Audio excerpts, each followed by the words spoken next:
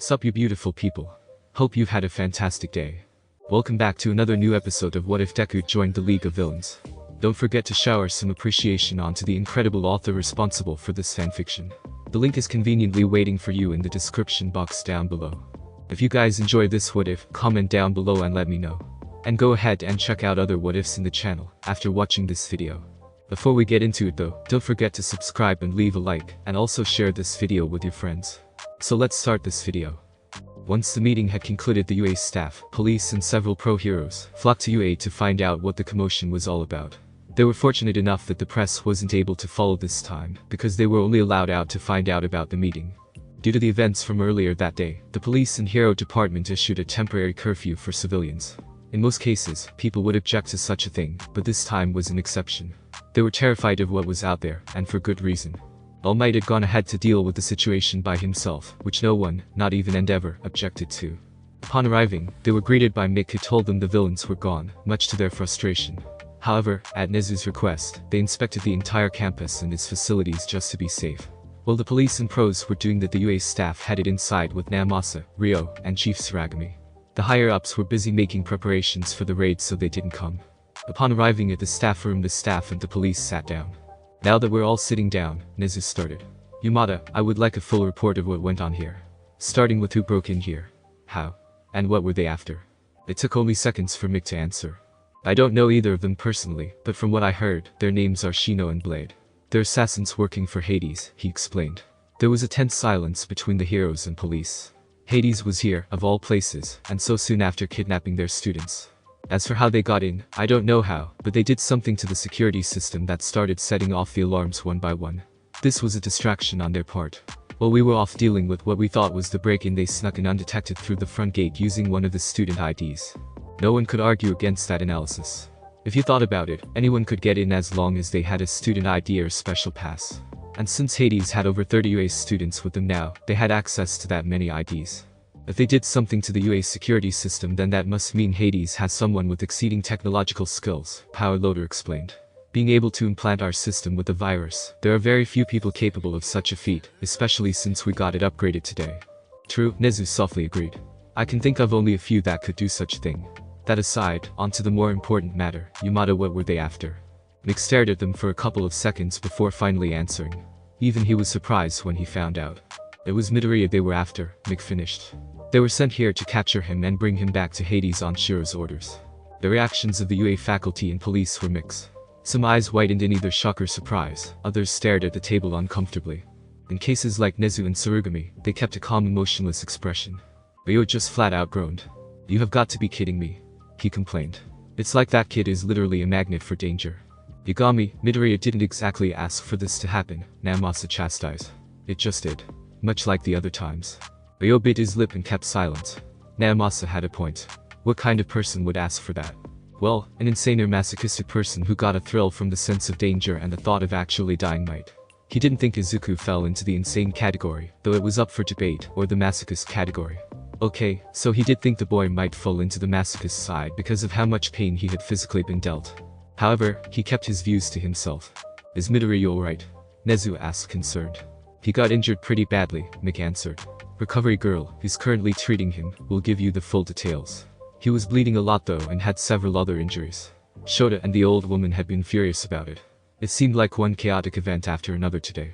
Those two individuals he was fighting, they were strong. Even when the rest of us arrived, they still managed to hold their own until they had to retreat. Speaking of which, before us staff members became involved, two students, Nido Manama and Hitachi Shinso, joined the fight, and they heard a few things that got them asking questions. Nezu stared down at the table. He had always considered the possibility of the other students finding out about Midoriya's status, but he hadn't considered that it would happen this way. It can't be helped then, he said finally. Tell them the truth about Midoriya, but allow Aizawa and Kansas to do so. They were already planning to, Mick answered. That's when he remembered something important. Oh, by the way, during the fight we learned from Shino who it was that trained Midoriya and the group she's part of. All eyes were instantly on him. This had been something they had wanted to know for quite some time. The name of the woman who trained Midoriya is Razor, and the group she's part of is called Butler. I don't know where the name comes from though. While most of the people in the room didn't know who these people were, there were some exceptions, 3 to be precise. Nezu, Namasa, and Surugami had all heard of Butler, though only the first two had heard of Razor. So Midoriya was trained someone from that group, Tsurugumi murmured. He would have to up his villain ranking after this. That explains a lot. It certainly explains why he can fight so well, Namasa added. Indeed, Nezu agreed. Still, I never would have imagined that he was trained by that woman of all people. From what I've heard about her, there is hardly anyone in the world she can stand to be around. The teachers and Tsurugumi eyed them both curiously. Do you know this woman? Midnight asked. Also, what is this butler group you're talking about? I seriously doubt they're the classic stereotypical servants you'd find in a mansion. You couldn't be more right, Ms. Midnight, Tsurugumi answered. However, the name is somewhat fitting because of the nature of their work.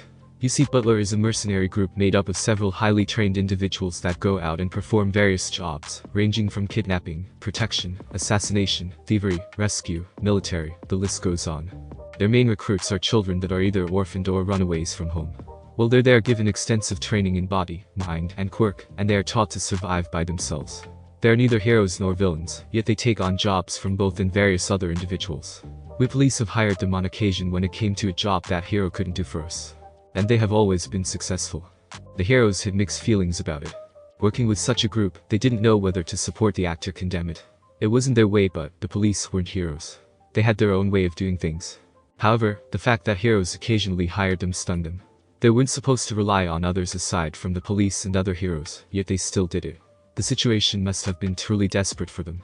Razor, in particular, is a formidable warrior who is adept in all fighting styles, with a very specific skill set, and specializes in combat missions, though she does take part in other assignments as well, Nezu explained. I don't know the name of her quirk, but from what I've gathered it allows her to manifest blades of all kinds from her body. She's even fought with and held her own against All Might on several occasions. Barring Namasa, everyone's eyes widened in shock. Anyone who could hold their own against a symbol of peace was definitely dangerous. It wouldn't be wrong to at least classify her as an S-rank villain, though they remembered Nezu pointed out that she wasn't one, or at least the group she was part of weren't. They were still incredibly wary of her. She's also worked with All Might on several occasions, Namasa added.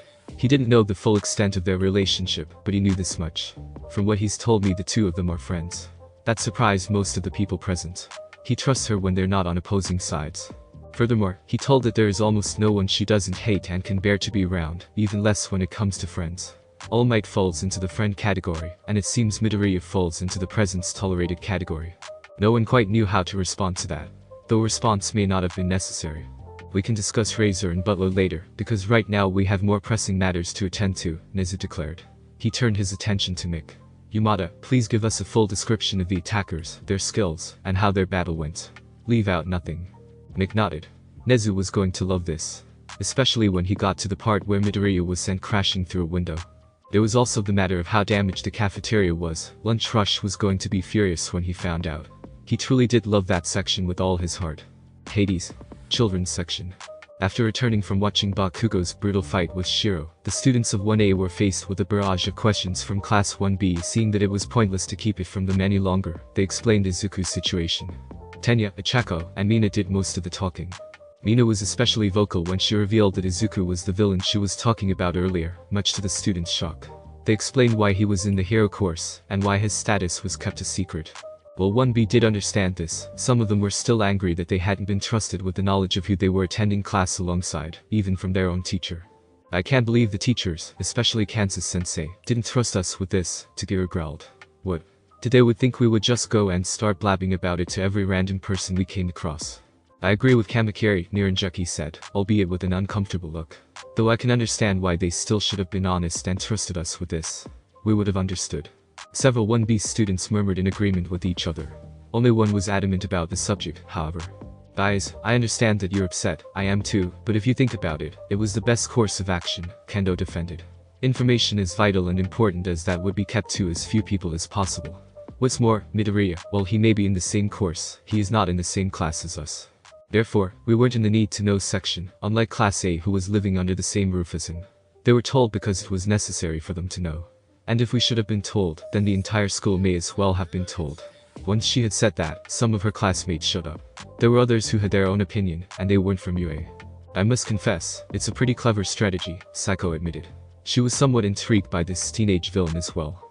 Hiding the villain in plain sight where no one can find him, while at the same time attempting to reform him is a stroke of genius. Her classmates all nodded in agreement. Another school was different in opinion. The A High School, I respect your school and take pride in the fact that our schools are considered equals. However, Yula continued to act in ways that caused his dignity to decline, declared a student with slanted eyes and purple hair, part of which covered his left eye. In addition, he wore a school uniform different to theirs and a hat. Adding such a dangerous individual to your institute was bound to cause trouble, but you did it anyway. What's worse is that this villain, this Midoriya, Deku, whatever it is you call him, has connections with the monsters that run this organization. How do we know he isn't conspiring with them on this? Some of the Class A students shot glares at the boy. They didn't know where he got that idea from, but it infuriated them. Izuku hadn't been part of this. It just wasn't possible, not with his contact to the outside of UA so limited. Before they could retort, a fist came down on the boy's head by another student in the same uniform. His body was completely covered by hair. That's enough out of you, Seiji. Show some respect, the hairy student reprimanded. Now isn't the time to be throwing around accusations and insults, not when we all need to work together to survive this ordeal. He turned to the UA students and bowed. I apologize on behalf of my colleague, his behavior is unbecoming of a student from Shiketsu High School. Still, he is on edge. We all are after what just happened, and what we are now. The name rung was familiar in their ears. Shiketsu High School was a hero school that ran equal to UA in terms of prestige and producing heroes. It was set up in the west while UA was in the east. It was a surprise to many that they of all people had been captured. He's right, senpai. A boy with a bulky exterior and dark hair shouted loudly and enthusiastically. The fact that UA goes so far to protect and reform a young villain is a testament to them being passionate about heroism. After all, it's a hero's duty to save someone in need, even a villain. It's so passionate, that's what I love about UA, because passion is something that I believe all heroes should have as motivation for saving people. Some of the students and children present were intimidated by his enthusiasm. Did he even realize the situation they were in? How did you Shiketsu students get captured? Were you off school for the day like we were and visiting them all? Shoto asked. No sooner had he spoken than the passionate teenager shot him a hateful glare, having recognized him. The son of his former favorite hero was here. Perfect, just perfect. Suddenly this predicament became a whole lot worse for him. Correct, Shoto Todoroki, a female with straight fawn-colored hair, answered in a flirtatious voice. The four of us came to the shopping mall because we were given the day off by our teachers while they were having an important meeting. Well, at the mall we got hit with some gas and fell asleep. When we came to, we were here along with the rest of you. The passionate boy scowled at the memory. If only he had activated his quirk sooner, then they wouldn't be in this mess. By the way, my name's Kami Atsushimi. The rude one is Seiji Shishikura, the one who's in love with passion is Inasa Irashi, and the hairy one is Nagamasa Moore, is our class representative. Inasa is a first year while the rest of us are second years. Nice to meet you. Kami possessed a cute face with glossy lips, and a curvaceous figure that instantly made her the object of affection for most boys, especially Mineta, who was practically drooling at the sight of her. Kami, don't call me rude. I'm simply proud of my school and my beliefs, Seiji stated. That doesn't change the fact that my idea is a possibility. How do we know for certain that this villain they are housing is involved with these people? Before she could answer, Tenya spoke up. He had already had enough of these ridiculous accusations. That's completely absurd, he argued. Midoriya couldn't possibly be working with them. The security system at UA monitors all his contact with the rest of the world to make sure he's not trying anything funny. Even if he was working with Hades, which he isn't, he couldn't talk with them without anyone else knowing about it. He was really fuming now. Also, you watched Bakugo fight with Shiro, you heard what that man said. Midoriya was held captive by Shiro, but he escaped and took his eye. None of us knows the specifics of their relationship or how they came to know each other in the first place, but one thing is clear. They are enemies. That seemed to shut Seiji up, as he turned and said nothing afterwards, much to everyone's relief. So, how does he know Shiro? Pony asked, catching everyone's attention. If he was held hostage by him, then it must have happened sometime when he was working for the League of Villains. Right. He was with them for about a year, so that narrows down the time when it could have happened, Mina suggested. Izuku had been very specific about when he became a villain. It was around 7 months ago actually, Utada announced, having been listening to their conversation. She wasn't alone either. Beside her was her sister and that Luchador wrestler from before, Lobo. Lobo had only recently returned from his fight and played with the children for a bit in a game, where they would either try to swing off his muscles or wrestle him to the ground, which he actually made pretty easy for them. It was quite an amusing game, one even he enjoyed. Utada, who had been observing them, told him the news. To say he was shocked at Izuku's predicament was an understatement. Just when he thought he was finally free of this hellhole, he gets dragged back. Well, not yet, but it was likely to happen. He had heard the news as well. All for One was dead, slain by Atrocity's hand, which now meant that Izuku had very little to protect himself from Shiro. Hola chicos. ¿Cómo estás? Me llamo Lobo, Lobo casually greeted in Spanish. Y2. ¿Cómo os llamáis? Only a few students could actually understand him. They didn't take Spanish as a language. They were taught basic English, but that was it. Hola. Soy Pony. Esos mis compañeros de mi clase año. Estamos fatal por la situation, Pony answered back in Spanish. The students, particularly in Class B, were surprised that Pony could speak Spanish. Lobo grinned at the girl in question. Ah, it's nice to see that at least one of you speaks Spanish, Lobo applauded, this time speaking in English. Judging from your appearance and accent, I'm guessing you're from America. Pony nodded. Oh yes. I moved here a few months ago as part of my dad's job. Japanese isn't easy, but I'm learning. I studied Spanish for a few years when I went to school in America. I'm pretty decent at it, but there are a lot of tenses that are difficult to memorize. I know, Lobo acknowledged. You get used to it eventually. Ahem, Yumi interrupted to remind them of the situation. Alright, hi there everyone. My name is Lobo, and I'm one of the main fighters in the arena, Lobo informed them this time in Japanese. Don't worry, I speak Japanese as well as Spanish and English. I've lived here most of my life after all. The students sighed in relief. That meant there would be little problems when communicating with this man. Now, on to more important matters. Lobo's demeanor turned serious all of a sudden. I heard the Deku is at your school as part of some protection detail, is that true? Some students murmured yeses while others nodded their heads. Lobo groaned in frustration. Fuck. He swore. Of all the times for this to happen. I know right? This is only going to end with someone dying, Utada chimed in. Deku should really consider going into hiding, or maybe moving off to another country where he can escape. The students exchanged confused looks with each other. Seeing their reactions, Yumi took it upon herself to explain. You've all been spouting theories about how Deku is working with Hades and how he endangered you all. Well, you're all wrong. It's the other way around. It's because of you kids that Izuku's life is in danger, Yumi explained. The students were about to protest when she silenced them. You can try and argue if you want, but as I'm sure you can recall from Bakugo's fight with Shiro, there's someone who looks at memories of all the people they bring in, someone who looked at your memories. She let that part sink in for a moment before continuing. Now that Shiro knows where he is, he's going to come after him, or rather he's going to send certain agents of his to drag Deku back alive, just so he can kill him himself. Hold on a second, to do that they'd need to break into UA, and that's been made virtually impossible, Hiryu pointed out. Earlier today the UA faculty increased security in both defenses and system. No one will be able to breach it now. Shiro might be strong and downright scary, but I doubt he would actually be stupid to send people after Midoriya, Tetsu said. Especially with all the heroes prowling around UA, and the ones that would descend upon it the second they heard a break-in. Utada couldn't help but giggle at their arguments. It was truly amusing to see how little they understood about Shiro and the type of person he was, even after what they had just witnessed. Then again, they had only just got here. It would take a little time before they really understood what the man was like. So young and so naive, Utada teased. How nice it must be for you. Some of them furrowed their eyes in confusion at her last sentence. Surely no one would be stupid enough to actually attempt such a pointless and hopeless job, and for a petty reason at that. Although, considering what Izuku did to Shiro, it wasn't entirely petty. The man's hatred was justified. I think you're all seriously underestimating Shiro and his ego, Yumi told them. When that man wants something or someone, he'll stop at nothing to get it. It doesn't matter if it's in a bank, a prison, the police headquarters, a hero's possession or even a hero's school like yours, he'll get it. Regardless of how heavily fortified the place is, he'll always find a way in and get what he wants, and he never fails. Others he sends might, but no, he always succeeds in the end. As a matter of fact, Shiro prefers it if the place he's breaking into is heavily guarded and extremely difficult to get into. If there's one thing I know, it's that he loves a challenge. The man may be cruel, ruthless, and psychotic, though maybe it's just sociopathic, but he's incredibly confident, charismatic, intelligent, and most all fearless, Lobo explained. Once his desires awaken, nothing can prevent him from acting on them. He pushes onward with a fierce conviction that he will be victorious. Shocking as it may sound, it's never failed him, Utada whispered. The students stared at their caretakers with dumbfounded expressions. Were they actually serious? Would Shiro actually attempt such a dangerous operation? Of course, he would. Why would the others lie about something like this? The only question now was how.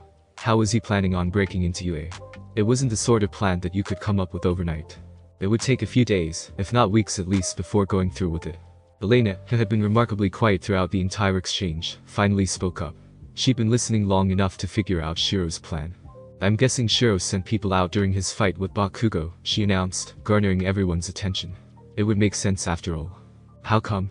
Ijiro asked. First of all, the timing would be perfect. With what happened today's society must be in a state of chaos. After all, several thousand people suddenly disappeared without notice. Because of that, the heroes are likely holding a meeting to find out what happened alongside the police, and several UA faculty members, because we are their students who went missing.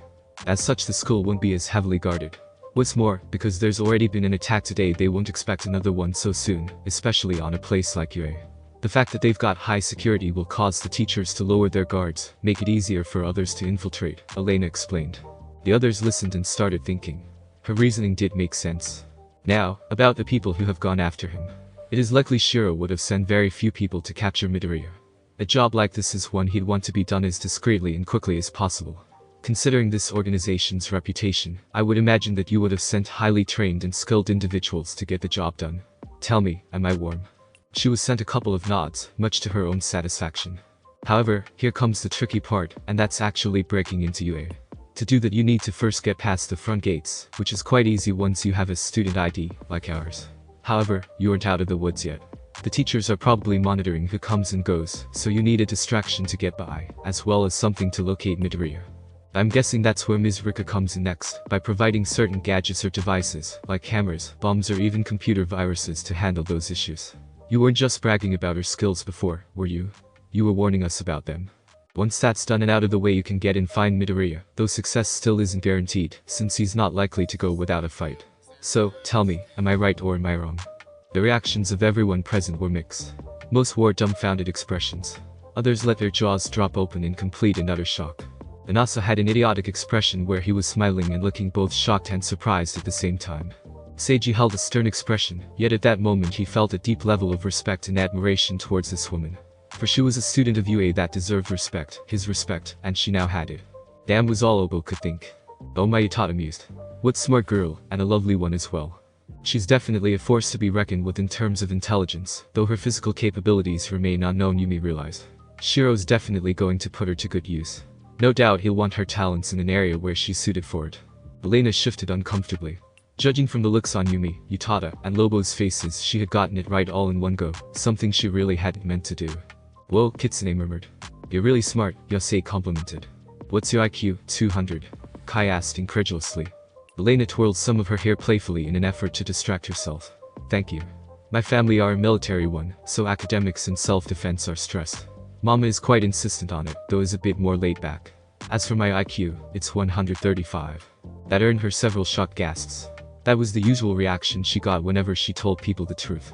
She could still remember Chako's reaction when she told her. The poor girl literally fell out of her seat. She and her family had moved here 4 years ago as part of her parents' jobs. Her mother Anastasia was kind, but also strict and serious, a woman who was quite firm on her children, learning how to look after themselves and excelling in academics. Although she loved each of her children dearly, she knew they weren't going to remain children forever. Sooner or later they would have to grow up and face the harsh reality of life. Their father Sasuke was more laid back than she was, though he could still be serious when the situation truly called for it. Sasuke was a tall, handsome man, with a perfect build-up of muscle, short and incredibly dark hair, and grass-green eyes that were passed on to his daughter and eldest son. His quirk was Time Spot, which allowed him to speed up or slow down a living or non-living being. Another unique aspect of this quirk was that it could literally freeze time, depending on how long the user could hold their breath. During this time they could move freely, but the downside was that the ability could only be used once every 24 hours, otherwise they would collapse and end up in a coma. Her father had told her of the many times he'd used his quirk to either take out an enemy quickly or protect one of his comrades. Her elder brothers were Victor, age 22, and Kausuke, age 20. Victor inherited his mother's hair color and eyes, but his father's build, face, and quirk. Like his parents, he was strict but had a warmer, gentler personality when he wasn't working. He worked as a detective in Japan, putting his quirk and intelligence to good use. He did his job so well that he had been granted a special license that allowed him to legally use his quirk in public. It was sort of like a provisional hero license, only it never expired as quickly. Kausuke was an exact copy of his father with Anastasia's eyes. Out of everyone in their family, he was the most cheerful and upbeat, though he was quite serious when in action. He was a pro hero that graduated from Ketsubutsu, since he had never liked major schools like UA or Shiketsu, because he hated publicity.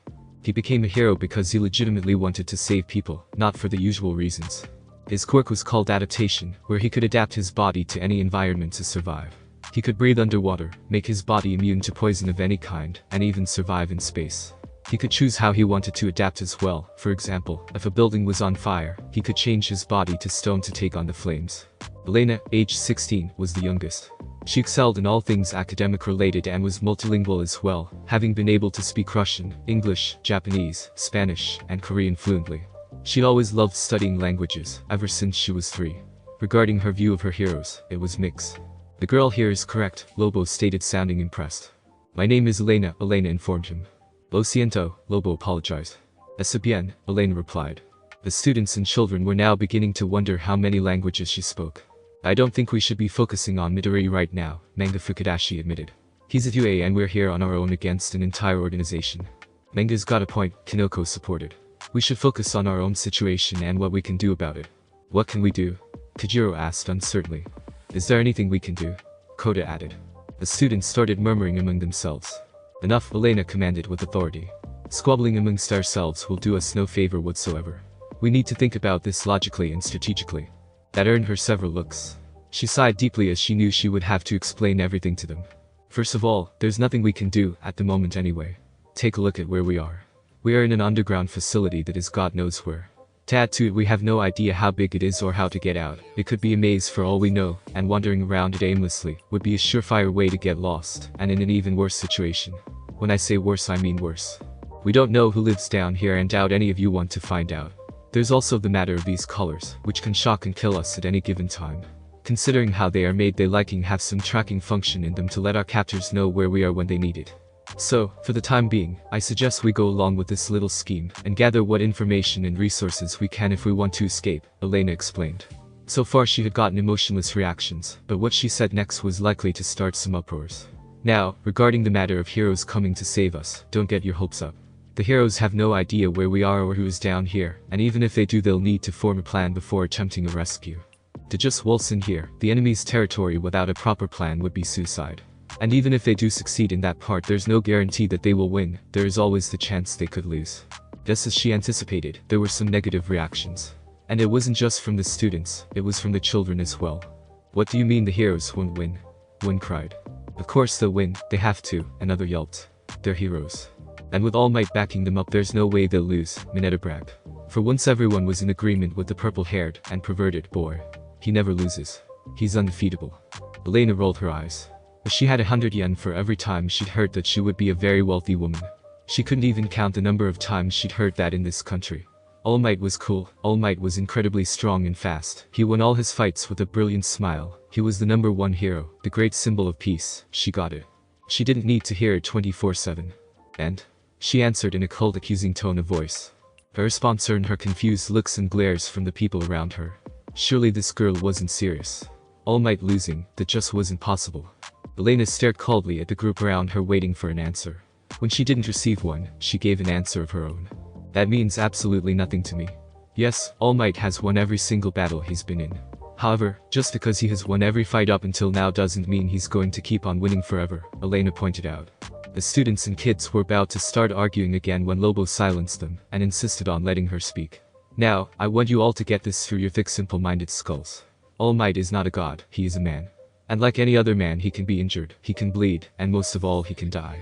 If this were something like a comic book where the hero fights and saves the day, then it would be possible, but this is real life, and in real life, things don't always go the way we want.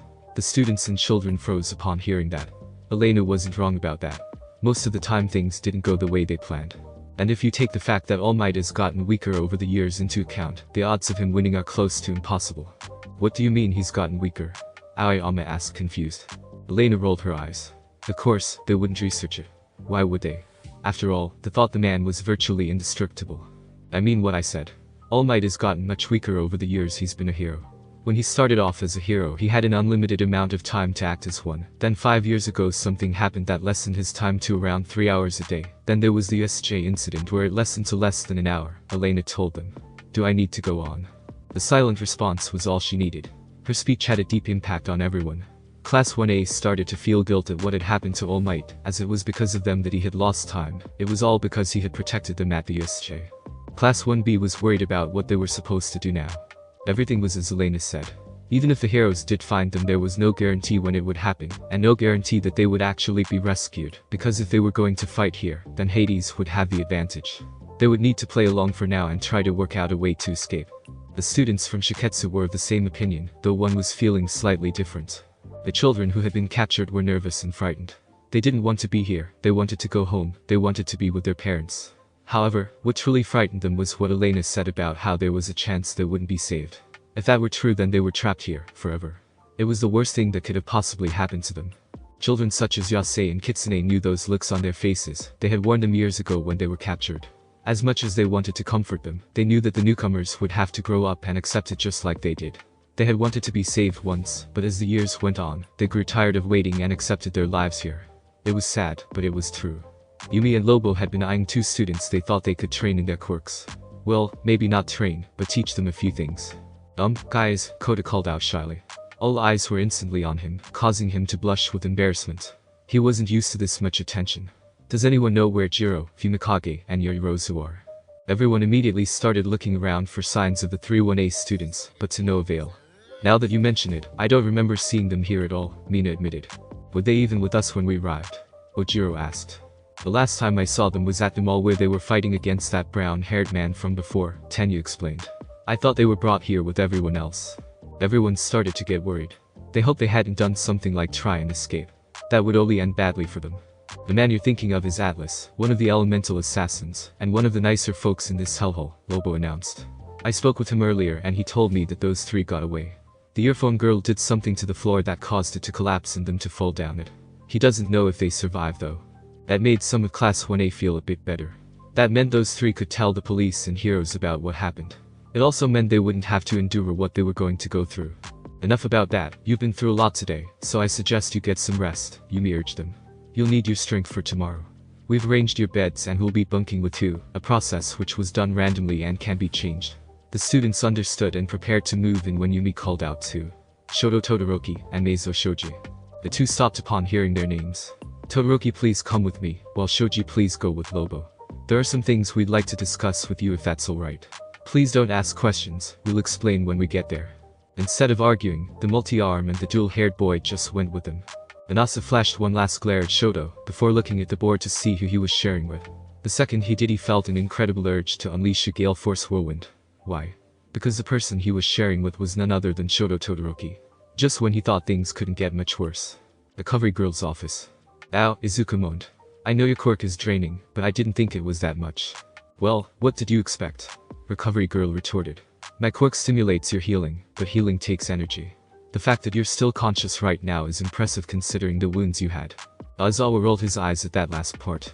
Even he was surprised when he discovered the damage that had been dealt to Midoriya. Multiple cuts and bruises over his entire body, a sprained wrist, blood leaking from the side of his head, stab wounds, 2 broken ribs, and some, but not serious, damage to one of his internal organs. It was a miracle that he'd even survived. Problem child indeed, Aizawa thought. When Aizawa first heard about Izuku, he had thought of him as a problem child, not just because of his villain status, but because of his past as well. This is the 4th time I've had to treat you. I do hope you aren't becoming a regular patient of mine, Recovery Girl chastised. It's bad for someone as young as you. I can't make any promises, Izuku responded as honestly as he could. He really couldn't, not with everything that was going on. All Might chuckled at that remark but quickly quieted down. In the room currently was Izuku, Recovery Girl, Aizawa, and All Might. Mick was off receiving the heroes and police, while Leadshot was inspecting the premises for any more intruders. Vlad and Hound Dog were explaining to Nito and Hitachi about who he was and what had happened today. Given what had happened here today, there wasn't much reason to keep it from them anymore. Once again, I am truly sorry, All Might apologized while bowing his head in shame. I should have been faster, but I wasn't, and it's because of me that the villains escaped and you were severely wounded. Izuku groaned. Seriously, stop trying to take responsibility. You were far away at a meeting. It wasn't your fault. In reality, he wanted to roar at this man for acting so stupid. Seriously, the second he arrives he announces his presence instead of getting straight to saving people. That's stupid. What's even stupider is that he's now trying to take full responsibility like the whole thing was his fucking fault. What the fuck? He thought. Why exactly did I admire him again? The images of seeing videos of All Might saving people on YouTube came flooding back to him. His smile, his quirk, his aura. Oh right, that's why. Izuku then compared that with his courage image of the man. I don't like him. He's just annoying now. But it is, All Might argued. I'm the symbol of peace. I'm supposed to protect everyone. If I can't do that, then what good am I? The moment he said that, something snapped inside Izuku. Okay, that fucking does it. All Might, seriously, shut the fuck up. Izuku commanded. The number 1 hero flinched at the outburst. Now, listen up and listen well, because I'm only going to say this once. None of this was your fault, it was Shiro's. Stop trying to take responsibility for something you didn't do, because it is getting really fucking annoying at this point. You were at a meeting far away from where you had no idea of what was going on here. There's no way you could have known or done anything, just like with what happened at the mall today. Unless you've got an omnipotent danger-sensing quirk and warping quirk like Kurogiri's, there is no possible way you could have helped here. All Might just looked stunned while Aizawa grinned amusedly. It was nice to see him get told off for once. We have already had this discussion. You are a man, not a god. You're only human. You cannot save everyone. So, wake the fuck up, and get realistic. Izuku placed a lot of emphasis on that last word. All Might gave that advice to him, which he followed and gave back. Because if you keep spouting the same crap like you're doing now, I swear to God, I will break both of your arms and legs. And then I'll ask Recovery Girl to heal you so I can break them again. Do you understand? The murderous aura emanated from Izuku, causing All Might to flinch and nod his head frantically. Aizawa, while surprised at Izuku, was laughing inside at All Might being told off like a child by a child. The man's arrogance would one day be his downfall after all. That, and he was still pissed at the greeting All Might gave at the front gate earlier. He'd been annoyed with him many times, but that time he just wanted to bind him up and repeatedly punch him for idiotically announcing his presence and arriving the exact minute the villains escaped. I would appreciate it if you didn't do that. I've already treated quite a few patients today already, and the last thing I and the school need are more, Recovery Girl complained while sending Izuku a warning glare. He seemed to get the message because he didn't press the issue any further. The woman did just restore him to full health, and it hadn't been the first time. So he at least owed her that much. It was then that Aizawa received a text on his phone from Mick. It appears the pros, teachers and police have arrived and are conducting a full-scale search. The top heroes are among them, Aizawa informed them. Endeavor's here. Perfect, Izuku said sarcastically. Just when I thought today couldn't get any worse. Aizawa raised an eyebrow. You don't like him? Izuku rolled his eyes. No, the guy is a complete asshole. Why, do I have to like him? Not at all, Aizawa replied nonchalantly. You're entitled to your own opinion.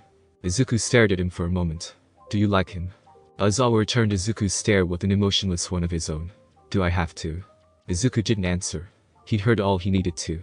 It seems his homeroom teacher was somewhat aware of the type of person Endeavor really was. However, Izuku had something else on his mind after this ordeal. So, is Principal Nezu going to request that I'm transferred to a proper prison after tonight? Izuku asked seriously. I doubt he'll want to keep me after what just happened. Aizawa frowned. Why on earth would he do that? Izuku shot him a look that had seriously written all over his face. Midoriya, you did nothing wrong. You were the one attacked. The only thing you did was defend yourself. We're not going to send you off for something you had absolutely no control over, especially when you've got a madman out seeking your blood, Aizawa pointed out. If anything, you need to be protected. Izuku snorted. Protected? From Shiro? Are you fucking kidding me? Izuku's face turned dark. You can't protect me from him. Now that he knows I'm here, he'll keep coming here until he gets me. Once that man wants something or someone, he'll stop at nothing to get them. And he always succeeds. Tonight was just a temporary setback for him. Aizawa couldn't help but notice how calm Izuku was right now. He was scared, sure, but he wasn't breaking out into a panic attack by mentioning this man. Well, this is odd. The last time this group was even mentioned you freaked out and collapsed, he pointed out. Why is this time different? Izuku stared at the ground with an emotionless expression. Taking a deep breath, he sighed. Honestly, Izuku finally answered. I couldn't remember them at the time. Sensei, all for one, rewrote my memory so I could live normally without any trauma. But now, it's all starting to come back. All Might gasped. Recovery Girl tightened her grip on her cane. Aizawa's eyes widened in horror. Midoriya, just what the hell did these people do to you? Aizawa wondered. What did they do? What did Shiro do that left you traumatized, that scarred you this badly? Why did you accept me into your class? Izuku asked suddenly. The adults blinked in confusion. The teenager turned his gaze towards Aizawa. Why did you accept me into your class? And I don't mean why I was admitted, because I know you had no choice in that matter. What I mean is, why and how were you okay with letting someone like me in your class, near your students, despite all the crap I've done? Aizawa thought hard about this. He hadn't been very accepting of having Midoriya in his class, regardless of the fact that it was a police order. However, as he learned about his past and observed him, little by little his opinions started to change. Flashback. Aizawa was sitting straight across from Nezu, with a cup of tea right in front of him. It had been 3 days since All Might's battle with All for One, and the successful recovery of Katsuki Bakugo and Mina Ashido from the League of Villains. Now UA was undergoing construction of the dormitories in preparation for it converting to a boarding school. As to why Aizawa was in Nezu's office instead of helping, well, it was due to the arrival of this man. Nezu, Eraserhead, thank you for agreeing to meet with me, Namasa greeted. The pleasure's all ours, Detective Tsukauchi, Nezu responded cheerfully. It's always nice to see you. Likewise, Namasa retorted. What is this private meeting about? Aizawa asked, getting straight to the point. Is about our recent transfer student. It was the most likely answer. The villain, Izuku Midoriya aka Deku, was being transferred into his class this semester. He wasn't exactly happy about it, but it was an official decision from the Commissioner General, therefore he had no say in it.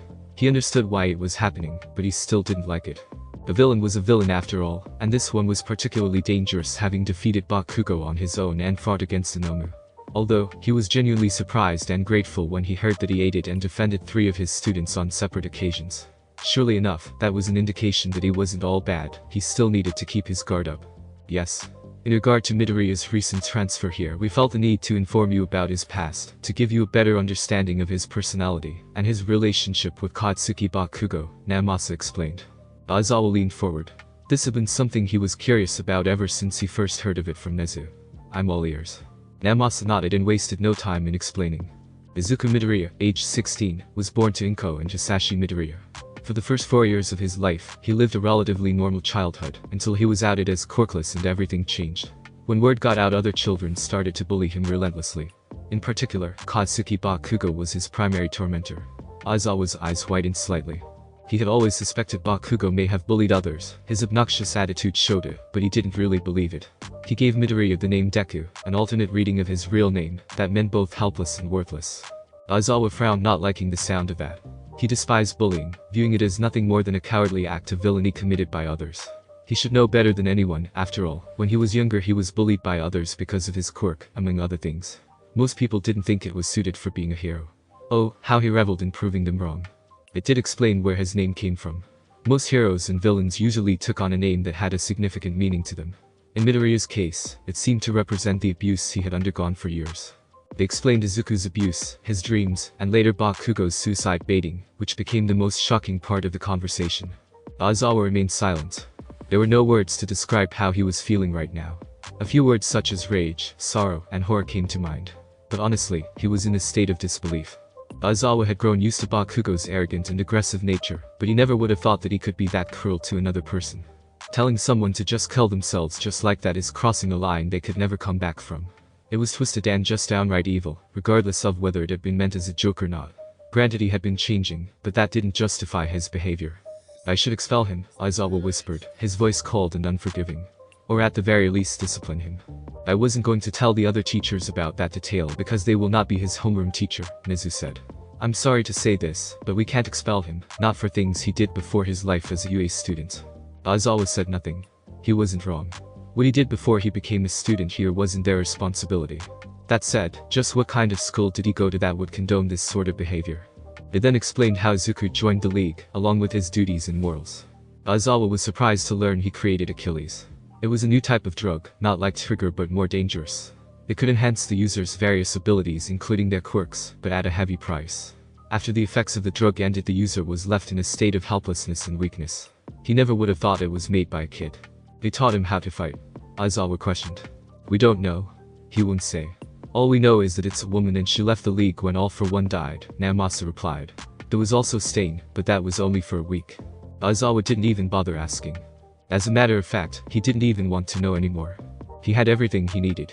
Now that he knew enough about Izuku Midoriya, he would have a good idea how to deal with him, and with Bakugo when the time came. He wouldn't punish him for past events, but he wouldn't condone unprovoked assaults. Now all that was left to do was inform and convince the parents, which he was not looking forward to, especially Endeavor. Speaking of which, he had become increasingly suspicious of the way his son acted whenever the man was mentioned, and why he never used his left side. I should probably mention now that Midoriya wasn't happy about coming here. Actually, it was quite the opposite. He said he'd much rather be in prison than here, Namasa told them. Nezu sighed. He expected this much. After all, who would want to share the same class with the person they hate the most? Problem child indeed, Aizawa said, openly admitting his thoughts on Midoriya. At least that's what he thought at the start. 2 weeks later he met him for the first time. From what Aizawa could gather, Midoriya seemed rather polite, even thanking Nezu for saving him, slightly grumpy at having to come here, and didn't complain when the rules and facilities were explained to him. So far, he seemed okay. Later, after the students had gone to bed, Aizawa was still up sorting out some school materials for the next day, when the cameras picked up movement. Gazing at them, he saw that it was Midoriya heading down to the common room. Aizawa got the sense to follow down after him, but stopped when he noticed Iida heading down there as well. Once he'd reached the common room, Midoriya sat down on one of the couches and stared outside. Aizawa could see a mixture of emotions on the boy's face. Fear. Uncertainty. Insecurity. sadness, pain. It was then that Aizawa first saw him for what he truly was. A teenage boy struggling with the same issues most did. He'd been separated from his allies, someone he cared about dead, out of his comfort zone and forced into enemy territory. He had to have been feeling as nervous and scared as everyone else was of him. Aizawa understood. It wasn't an easy situation for him, any more than it was for them. He watched as Izuku smiled at the full moon outside. It must have provided a comforting presence to him. Tenya made tea and the two started talking. Aizawa listened as they discussed Hosu, which he was still angry about, and remembered raining down his fury on Tenya for his stupidity, Tenya's brother, Izuku's emotional confession about his situation and what he'd been through, something Aizawa sympathized with. And his opinion on heroes and villains, which he found interesting and actually agreed with, having interacted with villains outside of the job. The two boys seemed to get on well with each other, though that wasn't entirely surprising considering they teamed up once. From Aizawa's perspective, Izuku was a decent kid who was civil with most he came into contact with, barring Bakugo. He was also a troubled teenager who was struggling to process everything that had befallen him recently. The next day Aizawa was surprised that Izuku was up so early. It seemed that he was suited for the mornings. That day he had received a taste of how bad his and Bakugo's relationship was, with the latter attacking him, before Aizawa restrained him, and an exchange of insults between the two of them. He was going to have his hands full this semester. Later that day he had come to understand how much of a lethal force Izuku was when he won the race, and defeated both Bakugo and Todoroki in a brutal fashion. The boy had a unique battle sense that allowed him to adapt to any situation. He was also curious about Izuku's conversation with Todoroki because that led him to believe there was something seriously wrong going on in the Todoroki household. He later became surprised at Izuku's willingness to help others, as seen when he reported Hitachi Shinso being bullied to him. That gave him an idea that the boy sympathized with anyone bullied as he'd once been. Arguing back against Monoma showed that he was not afraid to speak his mind and stand up for himself either. When he heard about how Izuku reacted badly to Hatsume's 50th explosion, he became concerned. Most would generally react badly to a situation like that, but they wouldn't have thought the person was trying to kill them. That's when Aizawa realized it was the result of the deep psychological scars inflicted on Izuku from the previous attempts made on his life. When he didn't hesitate to send the boy to Hound Dog for therapy to try and get over what was plaguing him. Later he learned that he was the no-nonsense type of person like himself when he requested that something be done about Nido Monoma, a feat no one had ever, for some unknown reason, dared to attempt. Vlada told him about the incident himself. It seemed he was happy with what Izuku did and was now changing the way he taught. On that same day, he witnessed incredible bravery from the boy when he single-handedly took Dark Shadow on by himself and helped him reconcile with Tokoyami. It was a sweet scene by his standards, or at least it was until Kaminari blew his nose into his scarf. He made sure that his punishment was awful and long. No one blows their nose in his scarf and gets away with it. Mick and several other teachers had laughed hysterically about it and never let him live it down. The boy cared deeply about his mother and was happy when she was around. He was also able to get on with most students and trained extensively to hone his skills just the others did. A unique trait he noticed about Izuku was that he had the ability to bring out the best in others. He helped people of his own will, despite appearing not to care at all. He wasn't a bad person, nor an entirely good person. He was a troubled teenager still looking for his place in the world, his place in this school. And that's why little by little Aizawa was starting to warm up to him. Izuku was a problem child, sure, but one he could tolerate. That's why, when he witnessed Izuku having a mental breakdown that led to him collapsing, Aizawa was horrified. This wasn't the Midoriya he'd seen so far. The one he knew was calm and composed. To watch him go through something like that was unnatural. He knew the police would want to question Izuku about this, but he wouldn't allow them to, not after what just happened. When Recovery Girl went to retrieve something, Aizawa stayed with Izuku in case there were any changes in his condition. Izuku had a breathing tube on him so would breathe properly and not suffer as he did back there. Aizawa placed his hand over the boy's own as if trying to comfort him. I don't know what happened back there, or how you knew those people, but don't worry, we'll help you get through it, Aizawa reassured him. I promise. Izuku Midoriya was a problem child, no question, but one he was responsible for, one he was supposed to help nurture, like all his students. And like all his students, he would protect him. It was his duty after all, as both a hero and a teacher. Flashback end. I have my reasons, Aizawa admitted. I'll admit in the beginning I was against you coming here because you were a villain. However, after hearing about your past, and observing you for an amount of time, I got used to you being here. Izuku felt somewhat comforted by that. Aizawa didn't seem to care about his status, not much anyway. Aizawa got another text from Mick, saying they, including Izuku and the two students involved with the fight, were requested by the police in the staff room. Izuku groaned.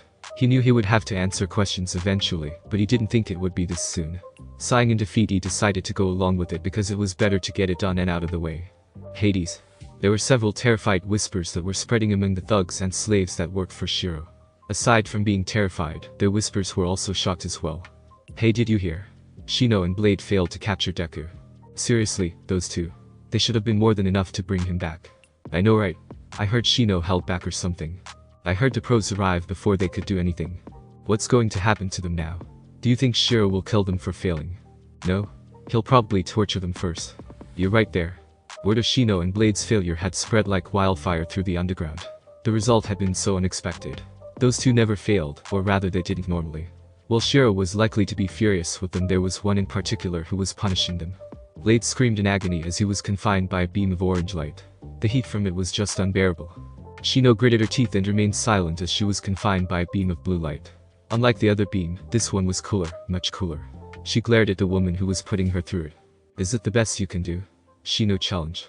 The woman did respond, she just stared at them coldly. Barring her skin, she was entirely two colors.